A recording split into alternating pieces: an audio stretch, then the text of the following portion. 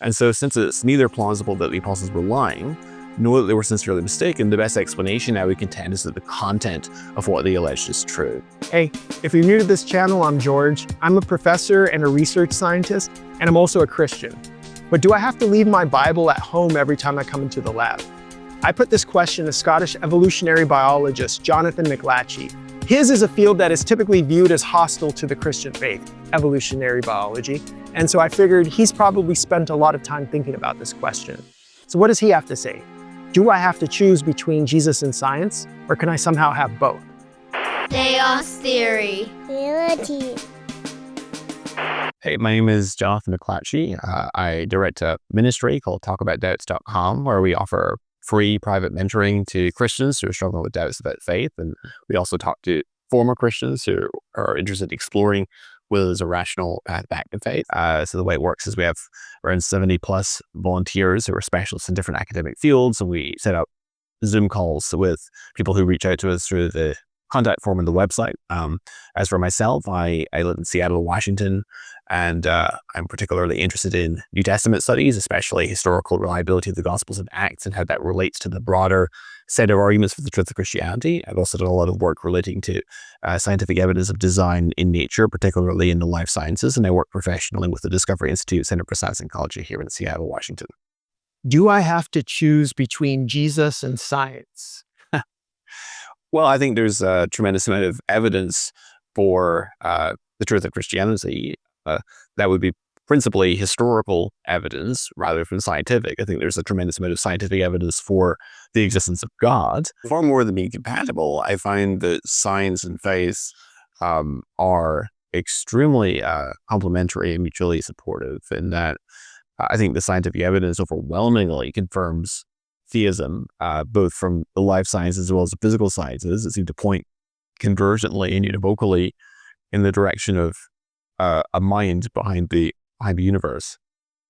The information content of the cell, the irreducibly complex systems that govern biology, the fine-tuning of the laws and constants of our universe, the prior biochemical fitness of nature for complex life forms such as our cells, the properties of water, the properties of the solar radiation, the properties of the periodic table of elements and so forth.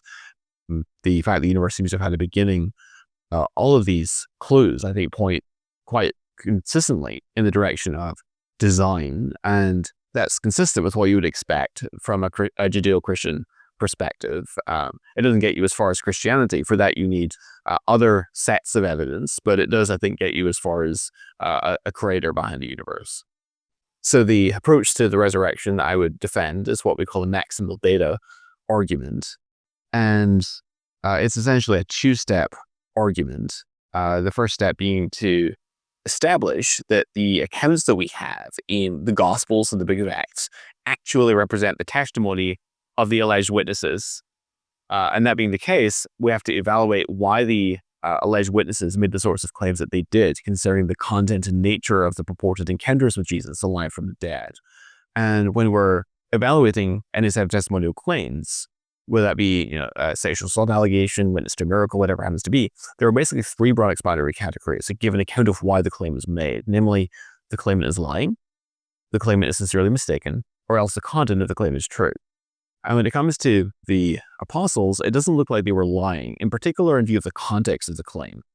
In particular, the fact that the early apostles, and I'll quote here William Paley from his book A View of the Evidences of Christianity, published in 1794, where he notes that there is satisfactory evidence that many, professing to be original witnesses of the Christian miracles, passed their lives in labors, dangers, and sufferings, voluntarily undergone, in attestation of the accounts which they delivered, and solely in consequence of their belief of those accounts. They also, from the same motive, committed to new rules of conduct.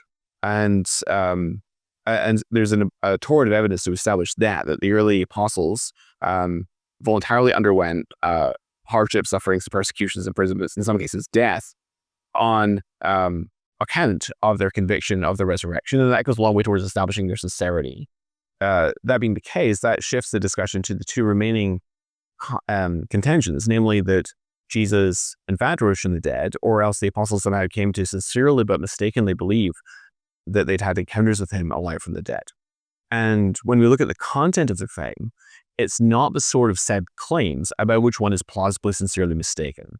The encounters are intersubjective and multisensory, involving multiple sensory modes. They involve group as well as individual encounters. They involve group conversations with Jesus, physical contact with Jesus on multiple occasions, eating and drinking with Jesus on multiple occasions, Jesus cooking breakfast for 7 disciples on the shore of Sea of Galilee, passing Jesus objects like the broiled fish passing Jesus in Luke 24. It's over a 40-day time period according to Acts 1:3, so it's not just one bruising, confusing episode. It's in different environments, like in Jerusalem versus Galilee. It's indoors and it's out of doors. It's without prior appointment and with prior appointment. It's really difficult to envision one being sincerely mistaken about that sort of set of claims. And so since it's neither plausible that the apostles were lying, nor that they were sincerely mistaken, the best explanation I would contend is that the content of what they alleged is true. And so the most crucial aspect of that argument then is establishing that the accounts in the Gospels and Acts actually do represent the testimony of the alleged witnesses. And that's typically what I spend the majority of the time defending when presenting that argument. Theos theory.